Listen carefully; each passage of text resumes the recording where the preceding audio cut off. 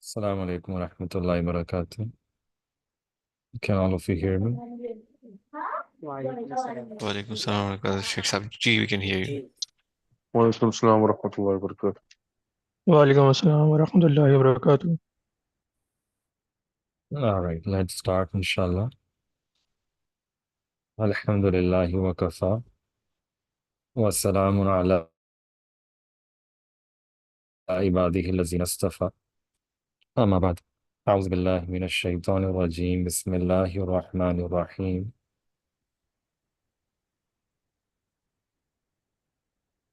وقال نسوة في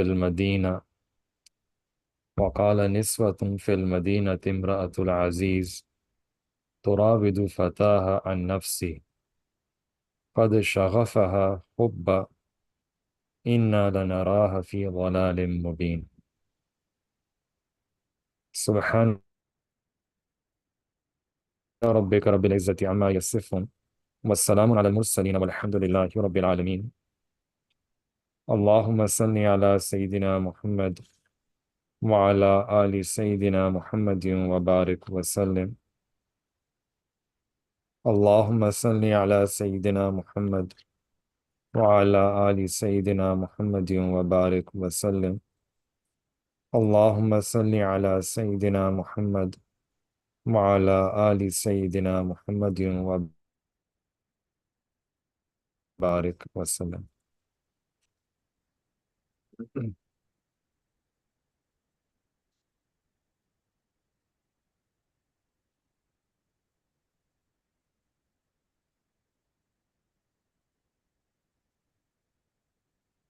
So just to briefly recap, we are doing the story of Sayyidina Yusuf alayhi salatu wassalam.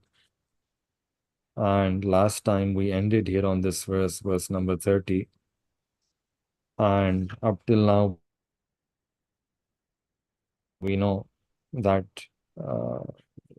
Sayyidina Yusuf alayhi salam, he was in the palace of the ruler of Egypt, Aziz-e Misr. And there, the wife of the ruler, his name was Zulekha, she tried to entice Sayyidina Yusuf alayhi salam, seduce Sayyidina Yusuf alayhi salam. But Sayyidina Yusuf alayhi salam, he said, Qala ma'azallah, I seek refuge in Allah and I cannot commit this sin with you. And then she approached Sayyidina Yusuf alayhi salam, and Sayyidina Yusuf alayhi salam ran away towards the door. And she ended up tearing the shirt of Sayyidina Yusuf alayhi salam. When they came outside the room, the ruler was standing, and he recognized that his own wife was at fault. So we ended here on this note that there were three people who knew about this episode, what happened in that room, Sayyidina Yusuf alayhi salam, Zulekha, and the ruler. And yet now in this verse we see وَقَالَ نِسْوَةٌ فِي الْمَدِينَةِ, that the women in the city, they said that Imra'atul Aziz, that the wife of the ruler, turawidu fataha an nafsi, that she is seducing her youthful servant. So how did the word spread? And we explained that it's inconceivable that any one of these three would have opened up about this, because this was a very private matter. Zulekha wouldn't have wanted to expose herself at what she was intending. But that Yusuf alayhi salam also, he wouldn't be disloyal to his master. He would have also tried to conceal. And similarly, the ruler himself would like to have concealed this episode. And yet we see that the word has spread. So the Mufassirin, they write that what happened here is the people, the servants who were working in that palace, they understood what is happening. And through them, the secret leaked out. And eventually, people in the city, they found out about this. And hence, this is an important lesson for all of us that when a person is in the house, like husband, wife, and they're having a discussion, so it's not advisable that we have all our private discussions in front of our servants. For example, there's a discussion about some proposal for their children. There's a proposal, maybe there's a career job, the exploring career opportunities. Sometimes it also happens that the husband and wife, they're having some dispute about some issue. So in all of these cases, it's advisable, it's better, it's preferred that these discussions, they happen behind closed doors. They happen behind closed doors. And at least the servants are not part of that discussion. They cannot able to overhear those discussions. But otherwise, if we're not careful about this aspect, then many times our cook, driver, maid, cleaning lady, and this is a trend in most houses, in most homes, that we have such people like that. And what ends up happening is that through such people, the private affairs of a person's life, they can be leaked out. And this can become a source of embarrassment in some cases. So here we see that Sayyidina Yusuf al-Islam, Fataha, the women in the city, they're saying that there's a young boy, young man. So we understand that Sayyidina Yusuf al-Islam is in the prime of his youth when he has to go through this test in his life. This was a very big test, very big trial. And we see that in other cases as well, that sometimes Allah subhanahu wa ta'ala makes a person go through this trial when they are young, when they are youthful. This is a very delicate, fragile stage in a person's life. When this test of the opposite gender, this is very dominating. This can sometimes overtake a person's passion, their desires, their feelings. So when they're in this stage of their life where they're young, where they have all the energy, they also have a sense of beauty, physical appearance, they're healthy, mashallah. And they also are youthful. So this is a very delicate stage in their life where it's easy for a person to fall prey to this sin. There's a natural attraction that Allah subhanahu wa ta'ala has kept between people of the opposite gender. Quran testifies to that there is a natural attraction. But at the same time, the Deen of Islam teaches us, guides us that we are supposed to ensure that such feelings, if they exist within the boundaries of the Sharia. Between husband and wife, and these feelings are not expressed in an unlawful way for someone with whom you're unrelated.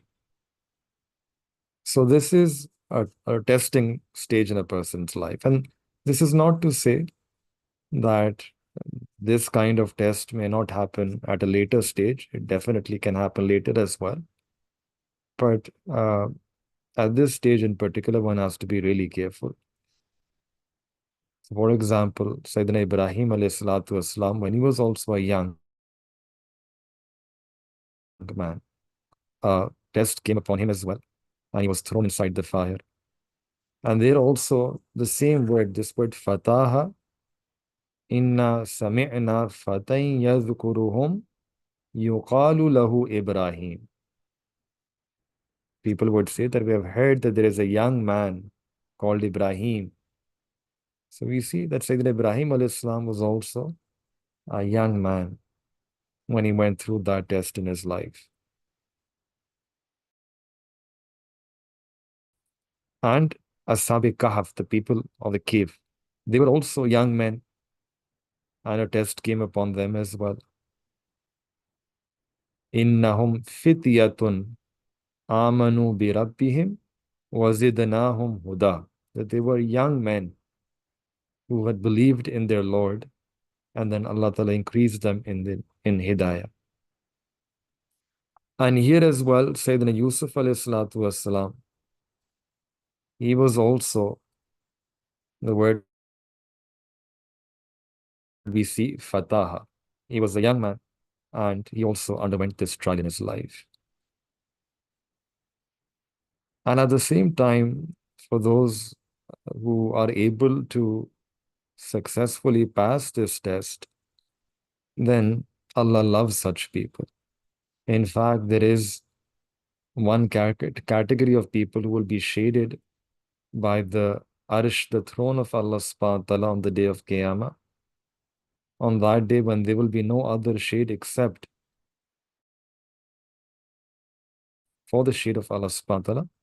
And one of those categories is a young man who worshipped Allah subhanahu wa ta'ala in their youth, who gave their youth to Allah. And youth in Islam, it begins when a person attains puberty, depending 13, 14 years, and then continues all the way up till a person hits maturity, which is the second stage. And maturity can vary. Sometimes a person attains maturity at 35, and sometimes in some scholars, according to some scholars, they say at the age of 40. And we know that the Prophet also received revelation when he was at that stage in his life, 40. So either way, from roughly 13, 14 years, all the way till either 35 or 40. So this is the period of youth.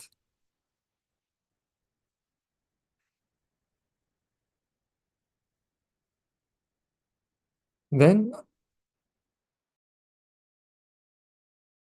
قَدْ شَغَفَهَا حُبًّا. The women, they said further, that the love of Sayyidina Yusuf alayhi salam, this young man, has entered the depth of her heart. And they said that surely inna lanaraha fi dhalalim mubin, we see her in open error. Now what happened is that when the word spread out and the women of the city, they started discussing this matter, and they started saying, making these statements that the love has entered the depth of her heart. They're making these statements about the wife of the king. In one sense, she's the first lady. So the first lady obviously has a certain sense of dignity and honor, a position, a rank. And she is now seducing someone who is of a much lower rank. So people started saying that we thought she was really innocent and did not know much. And look here, she is committing this sin. So the women, فَلَمَّا سَمِعَتْ بِمَكْرِهِنَّ. Now when Zulekha, when she heard of what the women in the city were saying about her, when she heard of bimakr, makr means their comments, their planning, their taunts. So when she heard about what people were saying about her,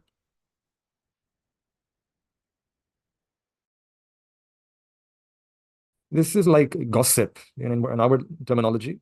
And this is a very, unfortunately, a very prevalent practice among men and women both, that they backbite, they slander, they gossip behind people's back. And one can imagine they would also be gossiping because they would have heard about the beauty of Sayyidina Yusuf alayhi salam. They may not have seen Sayyidina Yusuf alayhi salam yet, but they would have heard that he's really handsome, beautiful. So they would be thinking in their own mind that we wonder how beautiful he would be, and maybe we would also get a chance to see him. So for all of those reasons, the word spread very quickly throughout the city. So when Zulekha heard of all of this, she devised her own plan, and what she did was arsalat ilayhinna. She extended an invitation to the women of the city. She's the first lady. She's calling all the women to come. وَأَعْتَدَتْ لَهُنَّ مُتَّكَأً. So she invited them for a gathering, and we can expect this was some da'wat. And she arranged for all of them a very comfortable place where they could sit, they could dine, have dinner. Muttaka'an, they're comfortable, they're reclining. And وَآتَتْ كُلَّ وَاحِدَةٍ مِّنْهُنَّ سِكِّينًا. And then she gave everyone a knife. Sikeen means a knife.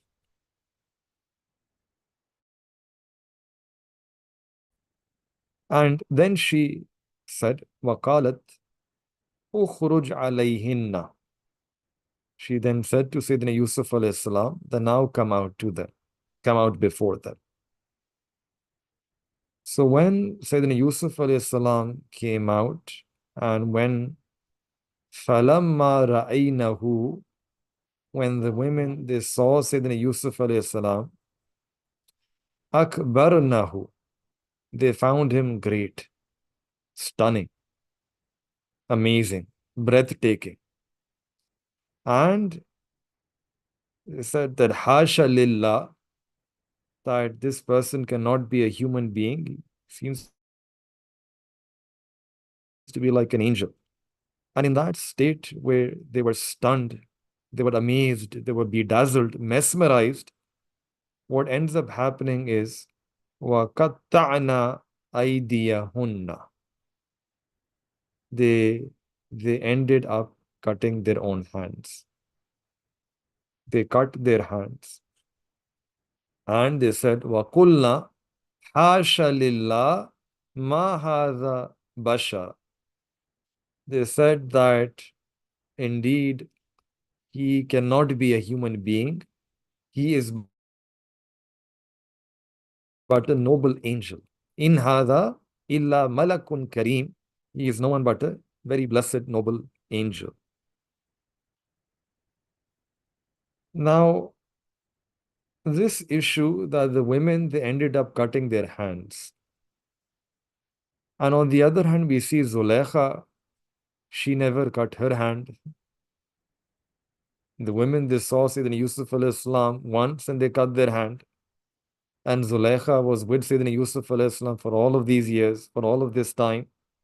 And not once did she cut her hand. So why this difference between Zulekha and the other women? So the Mufassirin, they say that there is a point here for us to reflect upon, that Zulekha, she had witnessed Sayyidina Yusuf alayhi salam from an age when he was very young, from very early age. Sayyidina Yusuf alayhi salam, he was raised in that household. She did her upbringing. She saw him grow and mature.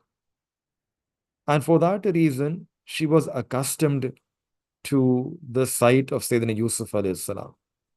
She was accustomed to seeing the beauty of Sayyidina Yusuf alayhi salam.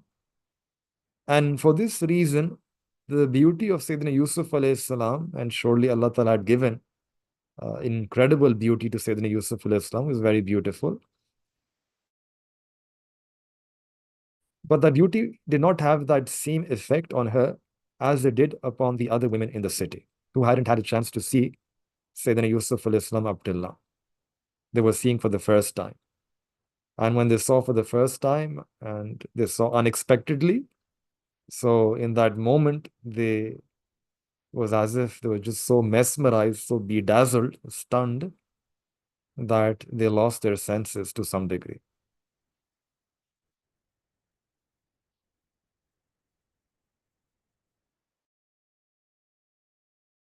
This is the tafsir. But from here, the mashayikh of tazkiyah, of spirituality, they extract another lesson, a spiritual pointer. And they say that sometimes when a person is on this path, spiritual path towards Allah, trying to get close to Allah, engaged in the remembrance of Allah, they're praying, reciting Quran. And as they worship, Allah blesses them with certain feelings, good feelings, kayfiyat. And they feel like crying more. It's very easy for them to shed tears. And they also say sometimes that I feel very close and I enjoy, and I'm enjoying ibadat, and I'm enjoying my zikr, and I'm enjoying reciting Quran. So this happens at the beginning initially. But then as that same person, time passes by, and then things become like a routine, and then they may not be able to enjoy those actions to that same degree. So for example, there was a tribe that once came to Medina Munawwara and they accepted Islam. When they accepted Islam, they came, there was one young man within that tribe, and he was crying a lot. After accepting Islam, he was crying a lot. So when Sayyidina Siddiq Akbar radiyallahu ta'ala and saw that young man and saw him crying so much, he said that kunna nakum, that once we were also like you. Walakin qasad kulubuna, but now our hearts have become, yani we were once like you, but now our hearts have become a bit hard. And what he meant by that statement was that once we would also cry so much like you, the way you're crying. But now we don't cry that much. So from here we understand that the beginners on this path, they may have feelings that fluctuate a lot. Sometimes crying, sometimes feeling ecstasy, joy, lazzat, happiness in ibadah. Whereas the advanced travelers on this path, people who are advanced on this path, advanced students, so they attain a particular stage where now they have consistency on the. They may not have those fluctuations, surges and dips, but rather they maintain consistency, they have constancy in their ibadat, in their practice of deen. They become more like normal individuals. You don't see these surges and fluctuations. They become outwardly, they seem like any other person. And this is really perfection of an individual, Kamal. This is something we see in the life of the Prophet ﷺ as well. We don't see fluctuations, surges, but we see that istiqamat, consistency, perseverance, and outwardly we see that it was a life that apparently would seem that there's not, outwardly like an ordinary individual. Yani, one can imagine how much noor of the love for Allah subhanahu wa ta'ala was there in the heart, the blessed heart of the Prophet sallallahu alaihi wasallam.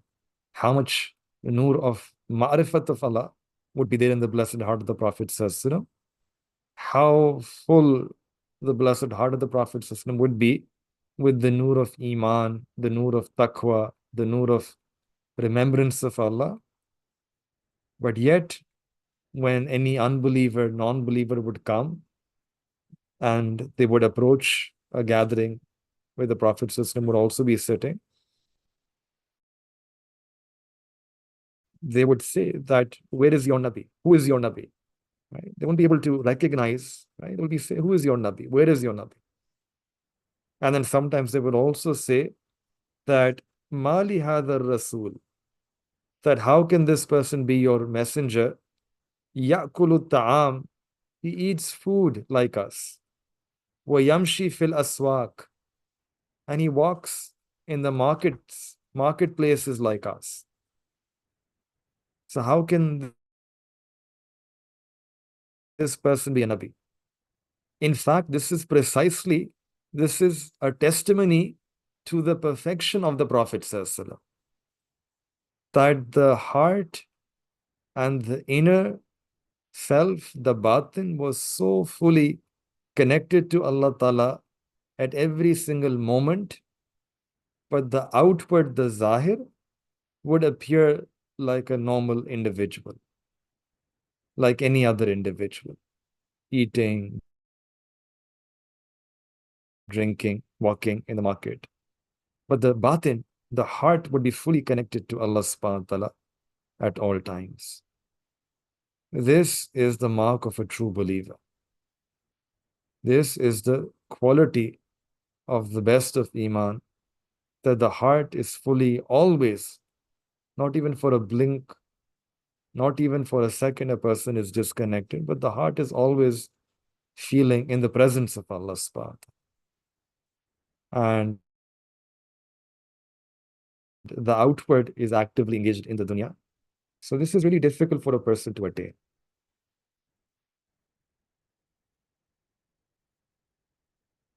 In hadha illa malakun kareem. So the women, they said that it seems that he is but a noble angel. From this word, we also understand that angels truly are beautiful.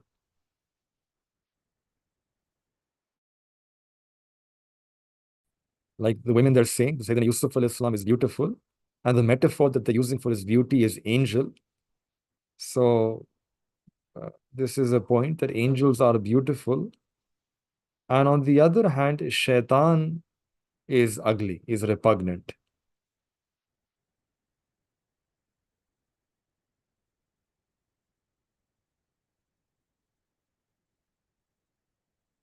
All right. Now what happens is that when the women said this, so what did Zulekha reply? How did she reply? Qalat. So Zulekha, when she saw this, that the women, they ended up cutting their own fingers, and they are saying that this person cannot be a human being, rather he's an angel. So now Zulekha, she becomes a bit bold. She becomes bold, and she understands that the women, they saw Sayyidina Yusuf alayhi salam once, and now this is what happened to them. This became of their condition, that they couldn't even handle one glance of Sayyidina Yusuf alayhi salam. Whereas Sayyidina Yusuf alayhi salam is with me all the time in the house. So how difficult would it be for me to resist myself? If the women were not able to resist when they saw when they saw him only once, then how difficult it would be for me. And I hope she understands that now the women would be able to understand why she is so attracted to him and why was she seducing Sayyidina Yusuf alayhi salam. So she becomes a bit bold.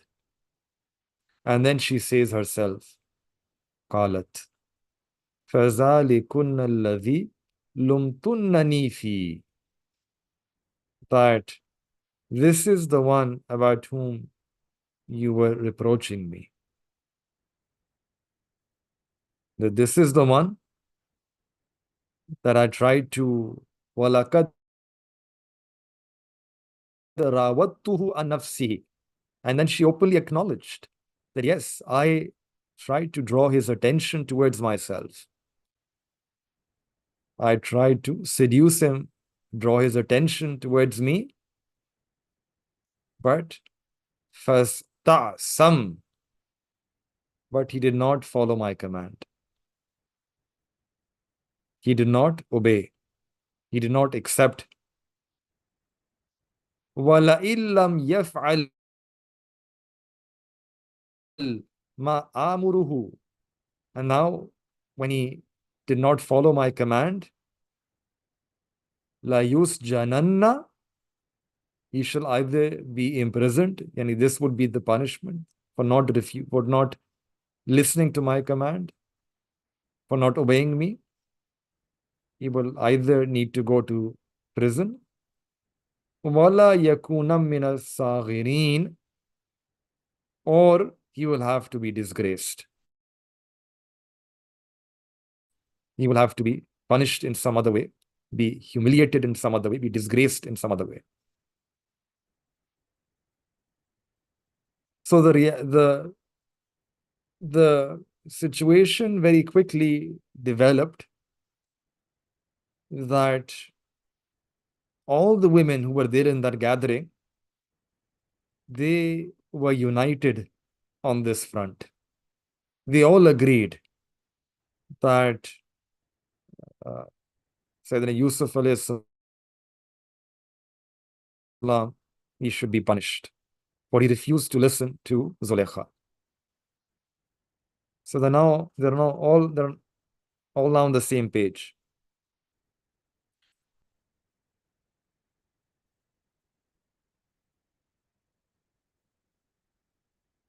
And the women also started saying this to Sayyidina Yusuf alayhi salam, that you should have listened to your lady. You should have listened to her. Why did you refuse? So they're also now part of the plan. They're also now part of the game. They're also taking the side of Zulaykha. Now from here we can understand again how difficult this would be for Sayyidina Yusuf alayhi salam. First it was just one woman against him, and now all the women are united, and they are forcing Sayyidina Yusuf alayhi salam that you should obey that lady, you should obey Zulaykha, follow her. Don't say no, don't refuse her, do what she wants.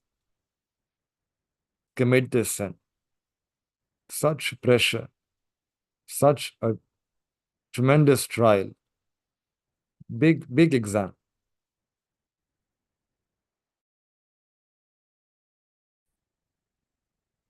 Here, before we move ahead to how Sayyidina Yusuf alayhi salam replied, there's another really important point for us to understand, that before the women, they were making fun of Zulaykha. Before, when they hadn't seen Sayyidina Yusuf alayhi salam, right? Just before a few ayat, we can see that they were taunting, and they were saying here that, look, the wife of the minister, she's seducing her servant, and surely we see her in open error. ضَلَالٍ مُبِينٍ. So initially, they were all saying things against Zulaykha, and now the love which imprisoned Zulaykha, that same love has entered into their heart as well. Right? Before, they were saying, right, that his love has entered the depth of her heart, and now that same love for which they were reproaching Zulaykha, that love has also entered their heart. They ended up giving their hearts to Sayyidina Yusuf alayhi salam as well. So here the point to understand is that when a person, they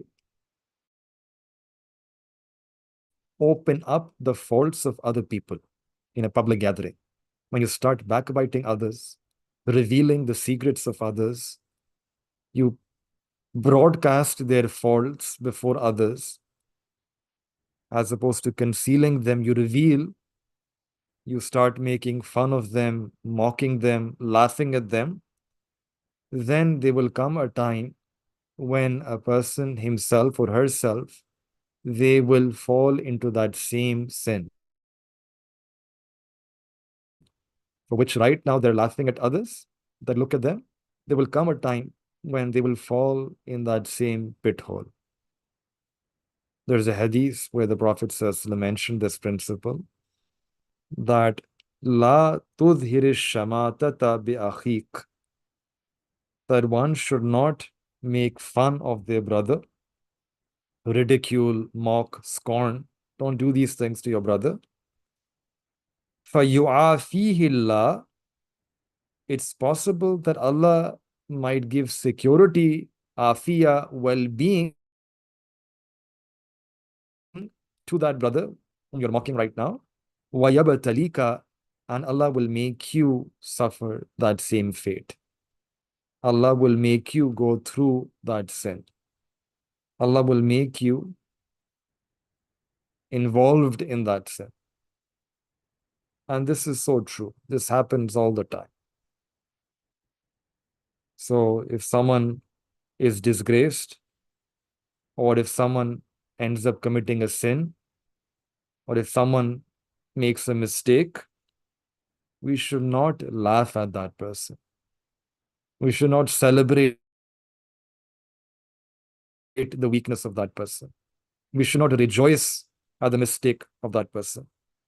We should not go to other people and happily tell them the faults of this person, because the same situation can come upon us as well. And it comes upon us as well. There's so many people, when they make fun of other people's faults, their mistakes, their sins, and then tomorrow they themselves fall into that same sin, are in a state of embarrassment and humiliation. So for this reason, we need to understand that we should never make a claim that I am all pure and everyone else is a sinner. This is a very dangerous ploy of shaitan. One should be scared about this. One should shiver if a person has such thoughts. Rather, the etiquette, the proper etiquette is that we should try to conceal the faults of other people. Not go searching for faults and mistakes and sins that the others are doing. But even in the case when some sin happens to be exposed and we come to know about it, we should conceal it. We should conceal it. In Hadith Mubarakah, the Prophet ﷺ said that Man zabba an irdi akhihi al-Muslim, that whoever conceals the faults of his brother and defends his brother, defends the izzat, the honor of his brother. In a situation where other people are making fun, mocking, ridiculing, scorning. So in such a situation, if someone defends the izzat, the honor of his brother, whether by saying something, by doing something, by mentioning what his perspective is, in any way he defends, then ذَبَّ اللَّهُ عَنْ وَجْهِهِ النَّارَ يَوْمَ الْقِيَامَةِ. Then Allah subhanahu wa ta'ala will remove the fire from the face of that person. So for this reason, we should try that if we are in a gathering where people are backbiting others, we should say something that is good about that individual, that I have a difference of opinion, I think differently. Or when we see that a person is being disgraced, we try to defend his honor. And this is a very meritorious amal, a lot of fazilat. Then Allah Ta'ala will save that person from the fire on the day of Qiyamah. So for this reason, even if there is a mistake, a sin that a Muslim is doing, we should not try to broadcast that in public among other people. Shariat, our deen is so beautiful. It teaches us that if you see someone and they are going through a very big test or a trial or a hardship in their life, or some accident happened to them. Let's say you saw someone who had a car accident, God forbid. So the Sharia says that you make dua at that moment. For example, you can say, Alhamdulillahi allazi a'fani mimma btalaka bih wa faddalani ala kasirin min ibad mimman khalaqa tafzila. There are other duas, there are other variants as well. One variant is this, which means that all praise belongs to Allah Ta'ala, who gave me afia, well-being from this test that this other person is going through. And Allah has blessed me out of so many people. Allah has blessed me with so many blessings. So when a person recites this, and they recite this softly so that the other person is not able to hear, so this removes any feelings of ujub or pride or arrogance from within them. And secondly, whoever recites this dua, then Allah subhanahu wa ta'ala does not cause that person to go through that same test in their life. You saw someone in a car accident and you start laughing, the look, their tire is flat, then the chances are that you might also end up with a flat tire. But if you recite this dua, you praise Allah, you thank Allah for saving you from that test, you thank Allah for giving you blessings, then this will protect you from ujub and kibr, will also protect you from falling into that same test. So we should try to remember this dua. Learn this dua, and we should also try to recite this dua at such occasions in our life. If we see someone who is sick, who's not well, unwell, or you see someone who is going through some disgrace in their life, there is some attacks on their reputation, you see someone who has had some accident. So on all of these occasions, we should try to recite this dua.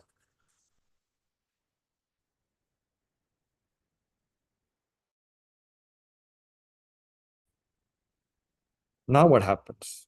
So when Zulaikha, she gave this threat to Sayyidina Yusuf alayhi salam, and she's emboldened by all the women around her that either you accept my advance, commit this sin with me, or then you will be imprisoned and you'll have to face the consequences. So Allah subhanahu wa ta'ala says, and this is Sayyidina Yusuf alayhi salam, his reply, Qala, Sayyidina Yusuf alayhi salam said, Rabbi, now this is the dua, that, oh my Rabb, Rabbi sijnu ahabbu ilayya mimma yad'unani ilay. That, oh my Rabb, the prison is dearer to me than what these women are inviting me to do. And from these words, we can appreciate the azmat, the greatness of Sayyidina Yusuf alayhi salam. That in order to protect his chastity, his modesty, he was willing to give such a big sacrifice. And he was willing to give this sacrifice, that I'm willing to withstand the difficulty, the pain, the hardship of being imprisoned, but I cannot break the command of Allah. Allahu Akbar. I can bear all the hardships of prison life, but I cannot bear to break even one command of Allah, even in the slightest. This was the strength of the Iman of Sayyidina Yusuf alayhi salam. This was the level of his chastity, his modesty, his dignity. Beautiful ayah, strong ayah. This is not easy. We have these words in front of us. We need to put ourselves in that zone to be able to appreciate what it meant for someone to say these words. Prison. Prison is not It's not a happy place to go. And for an unknown period of year, Allahu Akbar. And to be able to say it's dearer to me, ahabba, it's beloved, more beloved to me. It's not easy. And especially it's not easy in this situation when someone was young, a young man, and in the prime of their youth, when a person's feelings are the strongest.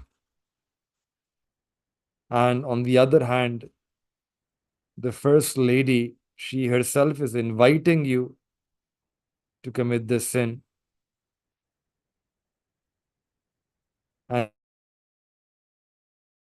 And then on the other hand, you have this life of prison.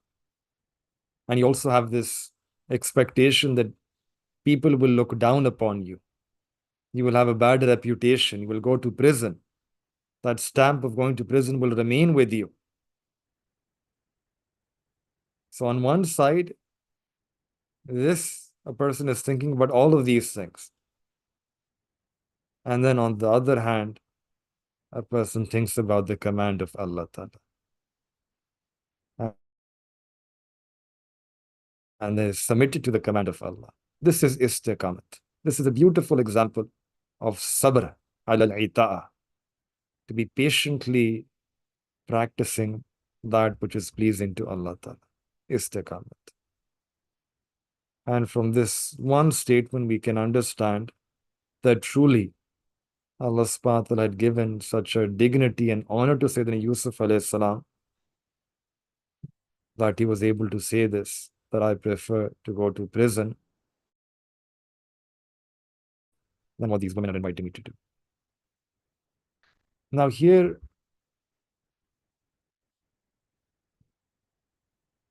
Allah subhanahu wa ta'ala, the ayat of the Quran are meant for all of us. And we should try to imagine that this ayat is for me. This is the other, we read this ayah, that Allah subhanahu wa ta'ala intends this ayah for myself. There is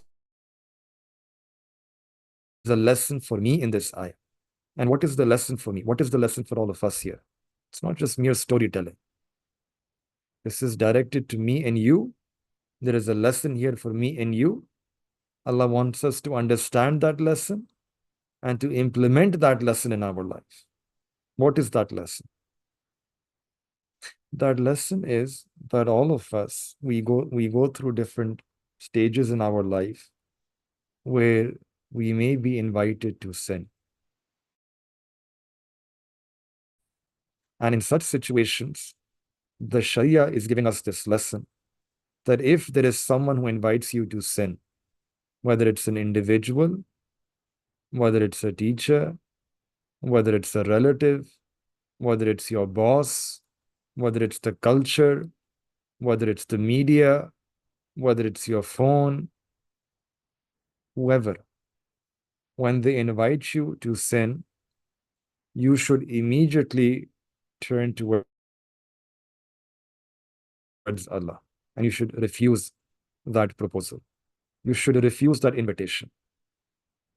And like I said, and I was just mentioning this in the other context, that in the hadith, Allah mentions that on the day of Qiyamah, there will be 7 people who will be given the shade of the Arsh of Allah subhanahu wa ta'ala.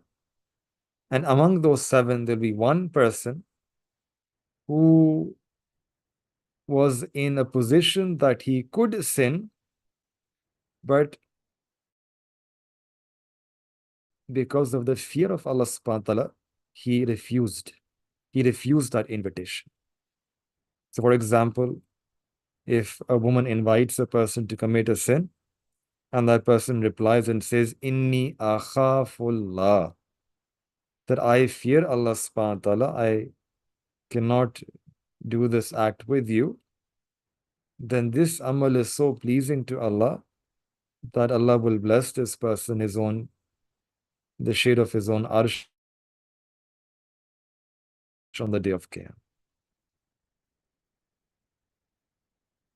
So whether a man or a woman whenever in our life we are presented with such an opportunity that there is an invitation of sin, we should try to remove ourselves from that situation. And the intention should be the fear of Allah Ta'ala. And if we can do that, then this will become a means to draw near to Allah Ta'ala.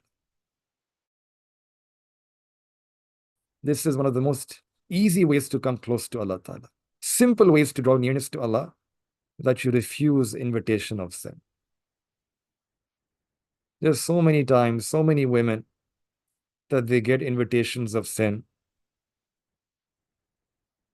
and they also save themselves from committing those sins. But the niyat is not Allah. The niyat is that what will dunya say? So niyat is important. Niyat should not be just, look, what will people say if I commit this sin? I'll be embarrassed. People will think, will disgrace me. I will be embarrassed. I will have humiliation. This is something important. People go to colleges, universities, they study there. People work at hospitals. You interact with the person of the opposite gender. You work in an office. You might have, again, interactions like that. And sometimes you might get indications from the other side that they're interested. And they might also try to make advancements towards you. So in such a situation, if a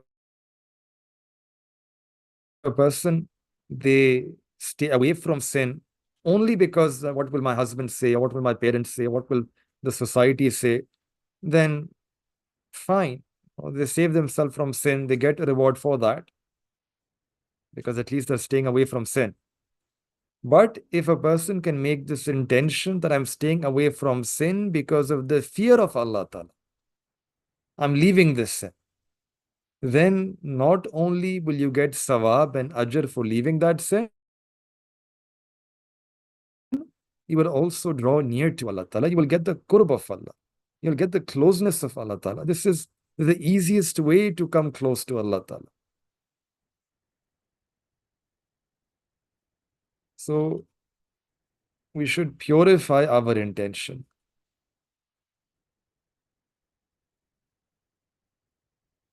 So it's like, if you stay away from sin for some other intention, you pass the test, you get 40 marks, 40 out of 100. But if you also have this niyat that inni akhafullah, that I fear Allah, I cannot do this, then you get distinction, 100 out of 100. So it's the same amal, you're staying away from sin. But the difference is, what is your intention?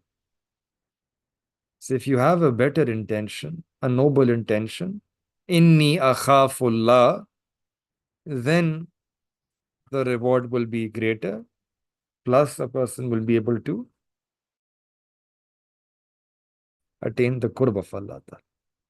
There's so many stories of early Muslims that they would leave sin out of the fear of Allah subhanahu wa ta'ala, then Allah subhanahu wa ta'ala would bless them in incredible ways, amazing ways.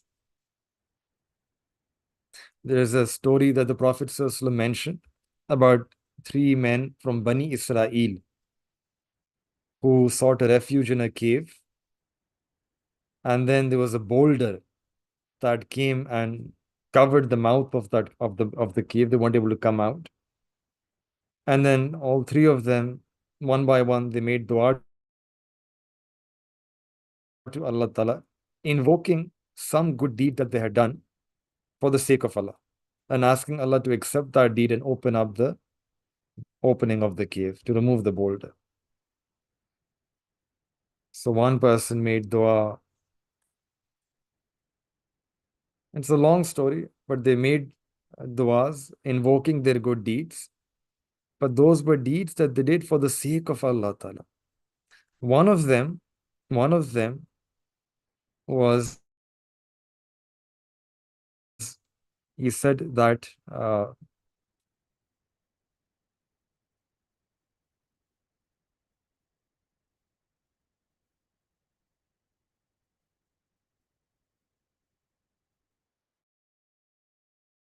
that there was a woman who came to me asking for money. And I said to her that I will give this money to you if you commit this sin of zina. And she refused. And then after some time, her condition was so severe. There was nothing that she had for food, nothing to eat. She had children as well. So she came and she was desperate. And again, I said to her that I'll give you money, but on this condition. So in that state of desperation, she agreed. And he says that when uh,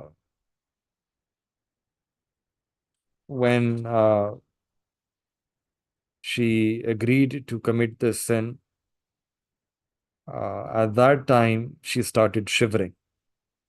And I asked what happened. And she said that I fear Allah. And then he says that I said to her that you are in this state of desperation and you fear Allah Ta'ala, and I have all the riches of the world and still I don't fear Allah Ta'ala. I felt embarrassed. And I said that go. That the money that you have, take this money as well, leave. I let her go without committing sin. And then he made dua that, oh Allah, if you like this amal that I did, which was for your sake, then Ya Allah remove the boulder and enable us to come out. And Allah Ta'ala removed that boulder. So there is a barakah when a person leaves a sin for the sake of Allah subhanahu wa ta'ala. Similarly, there is also another story about a person from Bani Israel whose name was Al-Kifl, was also very wealthy. And whenever he had an opportunity, he would commit sin. A new person, committing sin every night with a new person. So it's mentioned about him in the books that there was one needy woman who came to him and he said that I will give you 60,000 dinar, but you will have to commit this sin of zina with me. And when, again, because of her situation, she agreed, but she was also shivering, trembling. She then was crying. So he asked her that, why are you crying? I'm not forcing you to commit this. You came of your own will. So she said, no, the reason why I'm crying is because I'm not such a lady. And I've never done this sin before in my life. I was from here we understand that she was a modest person of modesty, chastity, that I haven't done this sin before in my life. And I'm here because of the dire situation that I'm in. And she said this with such humility, with such a cry, that it had an effect on the heart of Kifl. And he said that, okay, go and take this money as well. And he also made tawbah, that I swear by Allah that after today, I will also not commit this sin. And right that very night, Kifl passed away. Now, one night before, if he had passed away, people would have thought, okay, he was known and notorious for committing sins. No one would have come to his house. No one would have come for his janazah, for his kafan, dafan. But subhanAllah, the barakah of leaving sin for the sake of Allah. When he passed away that night, in the morning, Allah subhanahu wa ta'ala, on his door, these words were written on his door, that قَدْ غَفَرَ اللَّهُ الْكِفْرِ, that Allah has forgiven all the sins of kifr. Now make preparations for burial, make preparations for kafan, dafan, janazah. And what is interesting about this hadith is the Sahaba Ikram, they say, the narrator, that we have heard this hadith from the Prophet ﷺ, not 2, 3, 4 times, but multiple times, tens of times. We have heard the same hadith from the Prophet ﷺ. And from here we can understand that the Prophet ﷺ would teach this story to the Sahaba again and again and again. That one Sahabi could say that I've heard this story 25 times. And one can imagine that when that Sahabi would not be around, The Prophet ﷺ would be narrating the story to other people as well. So how many times would the Prophet ﷺ have narrated this story about kifl? And why would the Prophet ﷺ narrate this story over and over again? So that the heart will develop this fear of Allah, that we would leave sin on account of the fear of Allah.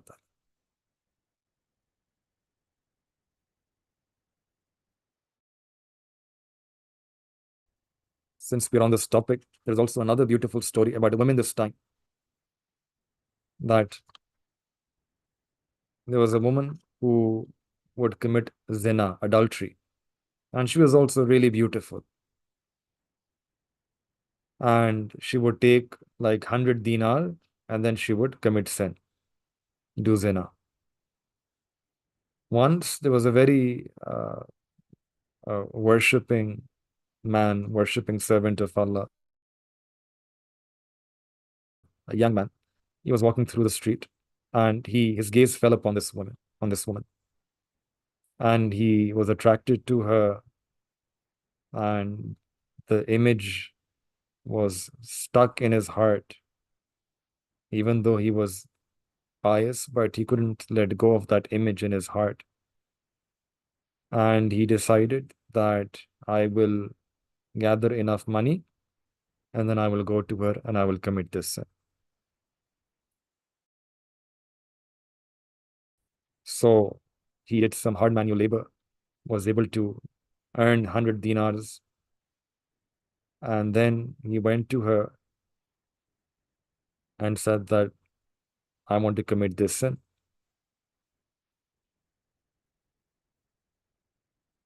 So the woman, she said, okay, like Zulekha here, hay talak, they come.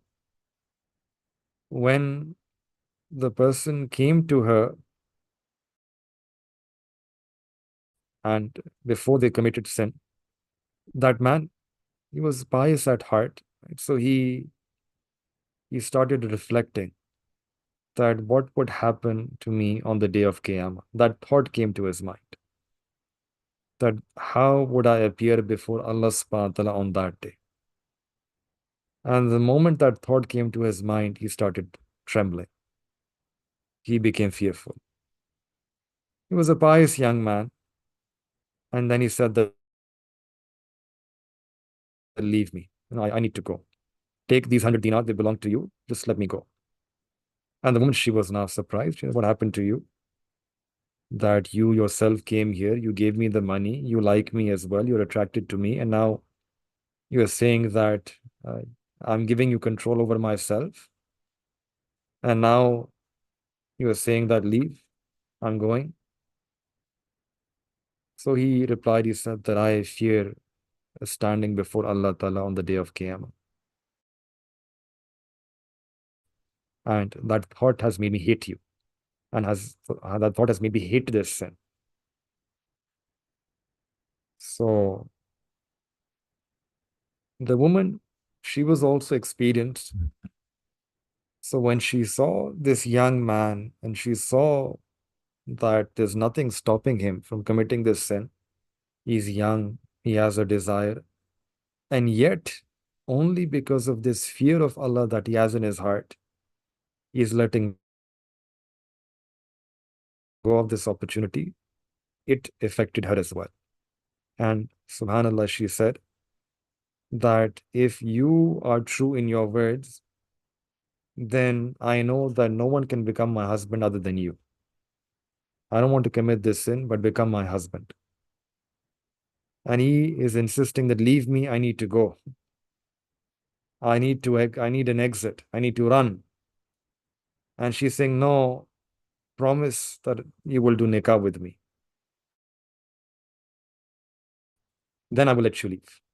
And he's saying, no, let me go. So she says that, okay, I will let you go. But then if I follow you to your house, then you have to promise to me that you will do nikah with me. And he said that, okay, just let me go. If you come to my house, then perhaps I can do nikah with you, but let me go. So that young, pious man, he just covered his face. He left. And he left that city. And he left and he went to his own village. And when he had left, that woman behind, she made tawbah of her sins. She was really repentant. She was nadim, remorseful. And she followed that young man all the way to his village. She inquired that where is this person? She was told that this is the house of that young man. And then she reached the door, and people said to that young man that there is this woman, this queen, this this lady who has come to meet you. So when the young man, the pious man, when he saw that woman, he again trembled. He was fearful, lest my iman be taken away from me. Another test, another trial is coming. So in that state, he was so he just let out a scream and he passed away. Right there in front of the eye, there in front of the woman. This was his moment that Allah decreed for him. He passed away.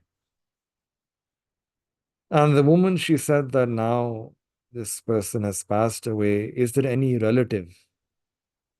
Did he have any relative? And people said that yes, he had a brother. He's also really needy, fakir individual. And the woman said that I will do nikah with the brother on account of the muhabbat that I had for his brother. So the nikah took place. And this woman who made tawbah of her sins, she ended up becoming the mother of 7 awliya of Allah subhanahu wa ta'ala. This is a story of a woman who became the mother of 7 awliya, 7 waliullah, friends of Allah ta'ala. This is what happens when a person, life starts with zina, but then when a person makes tawbah, and tawbah out of the fear of Allah, then this is how Allah flips a person's life. This is that gaze of Allah's rahmat. That when this gaze of rahmat falls upon a person, Allah transforms individuals. One time you can have a sword in your hand wanting to kill the Prophet ﷺ, and next moment Allah blesses you with iman, makes you a sahaba, makes you Amirul Mu'mineen. Sayyidina Umar radiallahu ta'ala, blessed to be with the Prophet ﷺ in the life as well, resting where the Prophet ﷺ is resting with him. A gaze of rahmah. It flips a person's life. For that rahmat of Allah subhanahu wa ta'ala, first we need to know and recognize the rahmat of Allah. We need to know that Allah is Rahim, Ar-Rahman. We need to have that pehchan, that ma'rifah. Allah says in Quran, Ar-Rahman, fasal bihi khabira. Allah declares himself to be all merciful. But then Allah says that ask the person who really knows, was ma'rifat. So first step is really to know deeply, intently, Allah is all merciful. Have pehchan. And second is to have hope in the rahmat of Allah. Not just know and recognize Allah's rahmat, but also have trust on Allah's rahmat. Hopeful. Never lose hope. And yes, third is to make some effort to attract that rahmat of Allah.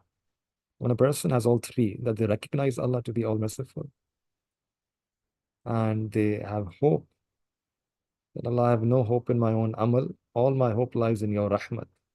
They trust Allah. They have a relationship of hope and trust with Allah, love for Allah. And they do whatever they can in terms of actions to attract that rahmat. Then Allah subhanahu wa ta'ala blesses that person with his rahmat. And this is what our life is all about. We just need one glance of Allah's rahmat, and that is it. Everything will be fixed for our deen, for our dunya. There's no worry left in a person's life when they receive this one gaze of Allah's rahmat.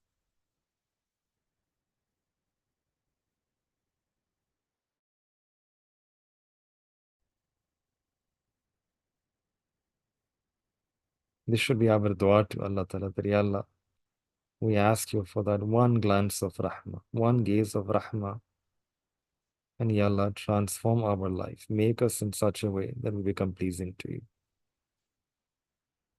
When this gaze of rahmah falls upon a person, then the life changes. One can be a zaniya, they end up becoming a waliya, mother of a waliya, mother of the awliya. A person can be a thief, they end up becoming the leader of the awliya. One moment they can be planning to assassinate the Prophet ﷺ. Next moment they become the beloveds of the Prophet ﷺ. This is an ummah of change. This is an ummah which is an ummah of change, where people's lives have changed. People's lives have transformed. And the first step on this path is tawbah, that a person leaves sin with this intention that Allah, inni akhafullah. I can sacrifice everything, but Allah, I cannot sacrifice my relationship with you. Allah, you are my topmost priority. We prioritize our relationship with Allah Ta'ala above everything else. Above everything else. Above fashion, culture, media. Above our job, career, family. Above our relationships, accomplishments, attainments. Above everything else. Allah comes first. Our relationship with Allah comes first. When a person, they make such a tawbah to Allah, then the barakat are incredible. Incredible barakat.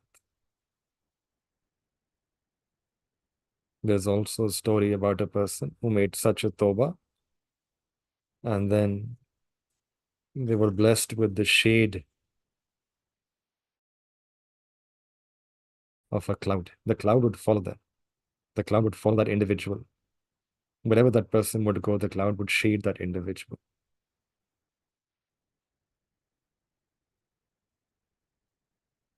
And when a person makes tawbah in such a way out of the fear of Allah Ta'ala, they get such a rutbah, such a rank, such a maqam, that other people are not able to get this. There was a blacksmith, and he had the strange quality that he would be able to hold hot iron in his hand and be able to bend it, mold it, and the iron would not burn his hand. So someone asked him that, how would you able to get this skill? And he said that, I fell in love with a woman, and I was attracted to her, wanted to commit a sin, and I gave her money in return. And she said to me, my husband is present, I cannot commit this sin, I don't even need your money. One day her husband passed away. So I said to her, why don't you do nikah? And she refused, said, I have young children, I don't need nikah, I do not need of nikah. And then after some days, she had some need, monetary, financial need. She sent a message, and I replied and said that I can give you money, but on this condition, if you commit this sin. And again, she was in that situation where her life was desperate. She needed the money for the sake of her kids. So she agreed. When she agreed, I saw that she was trembling. I asked her, what's the matter? And she said that I fear Allah. And Allah can listen to everything, Allah sees everything. And when she said those words, I let her go. And as she was leaving, she made dua for me that the way you left me, may Allah make the punishment of the fire leave you as well.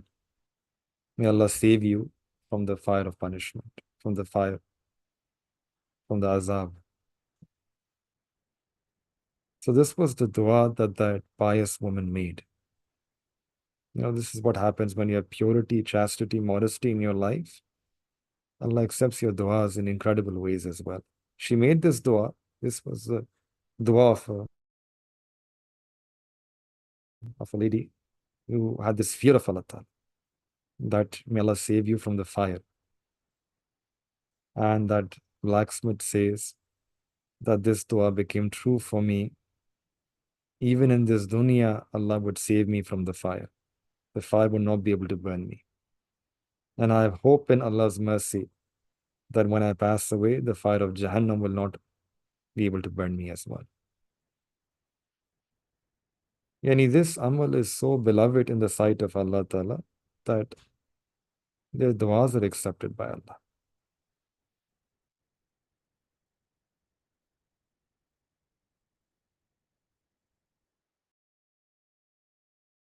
So may Allah subhanahu wa ta'ala grant all of us such an iman, such a chastity, such a life of modesty, such a life of purity, such a life of haya, and such istiqamat on our deen, that whenever such a moment comes in our life where we are also invited towards sin, may Allah give us that strength of iman that we can also say, Inni akhafullah, that I cannot commit this sin because I fear Allah.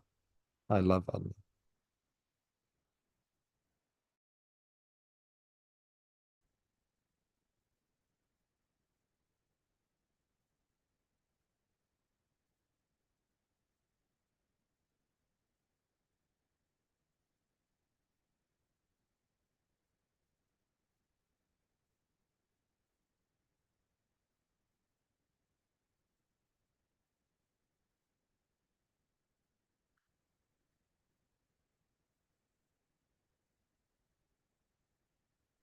The scholars have mentioned that if a person ends up committing zina,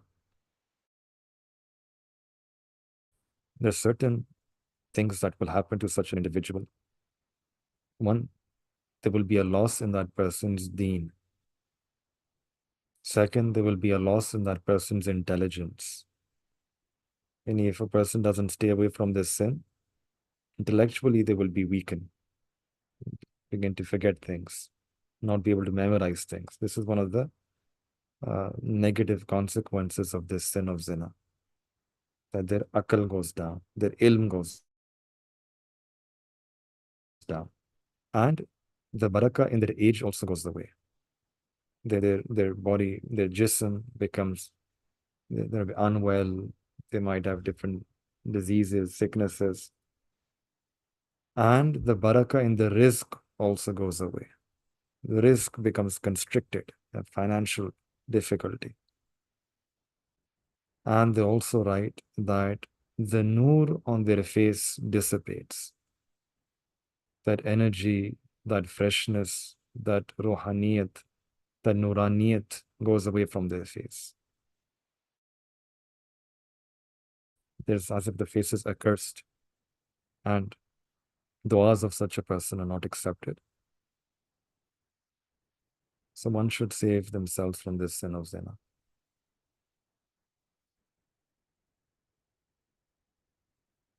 Then the verse continues, وَإِلَّا تَصْرِفْ عَنِّي كَيْدَهُنَّ. So Yusuf alayhi salam continues that, Ya Allah, if you do not turn their guile away from me, and if you do not turn the planning and the plotting of these women that they're doing, if they don't turn their guile away from me, then asbu ilayhinna, I shall get inclined towards them. Yani Hazrat Yusuf alayhi salam is trying to say here that, oh Allah, if I'm able to save myself from this sin, this is not my kamal. This is not my achievement, my accomplishment. Allah, this is your protection. This is your blessing, your favor upon me, that you have kept me protected. But if I stay here and these women, they continue to entice and say things to me, then it's possible that my heart might get inclined towards this sin. So, Ya Allah, I ask you that it's better for me that you take me out of this situation, place me inside the jail. This was the humility of Sayyidina Yusuf alayhi salam, the tawazu. And from here we understand that sometimes when you want to leave a sin, you will have to leave the environment of sin as well. Leaving a sin will only be possible when you leave the environment of sin. So you see here that to leave the sin of zina, what was the solution that Sayyidina Yusuf alayhi salam proposed? That I will leave the castle, the palace, and I would prefer to go live in the isolation of a jail, of a prison. So today as well, again, this is not just for the story of Sayyidina Yusuf alayhi salam. This is an ayat for us, and there is a lesson for me and you, that today as well, if someone wishes to save themselves from sin, we also need to do amal on this sunnat of Sayyidina Yusuf alayhi salam. That whatever environment we're getting these invitations of sins, we need to leave that environment. And we need to adopt the environment of the masjid, the musalla, the janamaz, pray 2 rakat in the tahajjud time. When it's deep night, people are sleeping. This person should wake up, pray 2 rakat, and then make dua to Allah Ta'ala. And in that dua, a person should say, that, oh Allah, Hazrat Yusuf alayhi salam, he, Allah, returned to you and he went inside the jail. And Ya Allah, I have left that gathering of sin and I have come to this jail, which is the musalla. This is my place. And Allah, just like Sayyidina Yusuf alayhi salam was attentive towards you, Allah, here in my space, in my place where I am on this musalla, Allah, I'm also turning towards you. And Ya Allah, just like you saved Sayyidina Yusuf alayhi salam from that musibah and gave him izzat, Allah, I ask you that you also save me from this musibah, and Allah bless me with your favor. Bless me with afiyah. Bless me with izzat. So this is one amal that we can do. That we leave that environment of sin. We wake up in the middle of the night, pray 2 rakat, and then make such a dua to Allah Ta'ala, invoking this amal of Sayyidina Yusuf alayhi salam, that he went inside the jail and did ruju ilallah. Allah, I've come to the musalla, I'm doing ruju ilallah. Allah, save me from this musibah. So you will see that if a person does this amal, Allah Ta'ala can remove any unlawful desire from their heart. Allah will remove it. Allah will remove the unlawful loves, unlawful desires, unlawful temptations from the heart. Sometimes young people, they are stuck in this things, memories, pictures, images, pixels. They get stuck in a person's heart. So we can use this as a remedy. It's a very effective remedy. And when a person uses it, they can see, inshallah, the effect that Allah will remove the nafsani, shaitani, hevani, unlawful loves. Allah will save a person from this. فَاسْتَجَابَ لَهُ رَبُّهُ. So then Yusuf alayhi salam made this dua, and Allah says, so his Rabb, his Lord, accepted his dua. فَصَرَفَ عَنْهُ كَيْدَهُنَّ. And Allah turned their guile, meaning the guile of the women, the planning, plotting of the women. Allah turned their guile away from Sayyidina Yusuf alayhi salam. Innahu huwa samiul alim. And surely Allah subhanahu wa ta'ala is all hearing, He is all knowing. So in the Hadith of Barakah, it comes that when a person makes true tawbah, Allah says that it becomes mandatory upon me to help such a servant. And there's nothing which is mandatory upon Allah. There's nothing which is which is necessary for Allah, lazim upon Allah. But the word indicates that Allah is saying that we will surely help such a person. Our help will surely come to such a person. That person who makes intention to make true tawbah, who leaves their sin. And this is the reason why Allah subhanahu wa ta'ala accepted the dua of Sayyidina Yusuf alayhi salatu wasalam as well.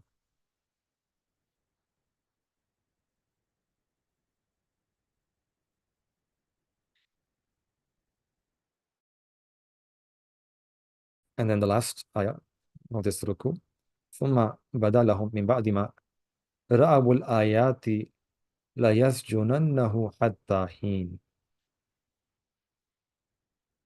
And later on, even after having seen the clear signs of the innocence of Sayyidina Yusuf alayhi salam, they deemed it proper to imprison him for some time. Yani when the people, they saw the signs of innocence, of chastity and modesty of Sayyidina Yusuf alayhi salam, so they were still thinking that what should we do? Here the ruler, the king, he is getting some disgrace. People in the town, they're talking about his wife. So they decided that for some time, let's place Sayyidina Yusuf alayhi salam inside the jail, just to quieten the mood. At least people will stop talking about this. This thing will go away from their mind. There'll be other things they'll be looking, concentrating upon. So they decided that we will send Sayyidina Yusuf alayhi salam to the jail.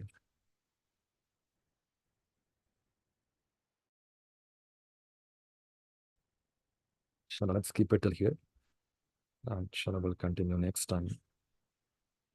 We make dua to Allah Ta'ala that may Allah subhanahu wa ta'ala enable all of us that we can also make such a true tawbah for all of our sins. True tawbah for every single sin, and true tawbah with the intention that Allah, we love you, and we don't want to do anything which will make you upset with us. May Allah subhanahu wa ta'ala grant us such a tawbah. May Allah ta'ala grant us such a life of tawbah. May Allah ta'ala make us amongst the tawwabin. And through this act of tawbah, may Allah subhanahu wa ta'ala grant us His muhabba, His qurb, His nearness, His closeness. May Allah subhanahu wa ta'ala accept this dua. May Allah ta'ala accept these intentions. May Allah subhanahu wa ta'ala accept our gathering and our sitting together. Wa akhiru da'wana alhamdulillahi rabbil alameen. Jazakumullah. Assalamu alaikum wa rahmatullahi wa barakatuh. وعليكم السلام ورحمة الله وبركاته. وعليكم السلام ورحمة الله وعليكم السلام ورحمة الله وبركاته. جزاك الله خير شيخ صاحب. وعليكم السلام ورحمة الله جزاك الله وبركاته. خيرا.